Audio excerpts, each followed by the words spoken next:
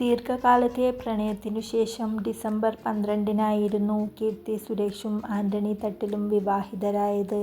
Tamil ബ്രാഹ്മണാചാരപ്രകാരവും Christian രീതിയിലും വിവാഹ ചടങ്ങുകൾ നടത്തിയിരുന്നു. വിവാഹവുമായി ബന്ധപ്പെട്ട ചടങ്ങിൽ ധരിക്കാൻ അമ്മ മേനകയുടെ 30 വർഷം പഴക്കമുള്ള വിവാഹ സാരിയാണ് കീർത്തി തെരഞ്ഞെടുത്തത്.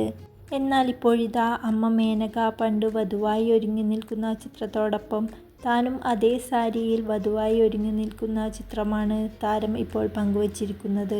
വളരെ പെട്ടെന്നാണ് ആരാധകർക്കിടയിൽ ഈ ചിത്രം വൈറലായിരിക്കുന്നത്.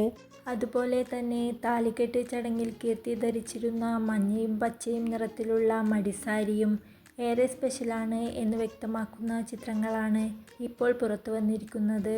തമിഴിൽ കീർത്തി എഴുതിയ പ്രണയ കവിത ഈ സാരിയിൽ തുന്നിച്ചേർത്തിട്ടുണ്ട് എന്നതാണ് ഈ സാരിയുടെ ഏറ്റവും വലിയ പ്രത്യേകത. ഈ കവിതയും കീർത്തി ആരാധകർക്കായി പങ്കുവച്ചിട്ടുണ്ട്.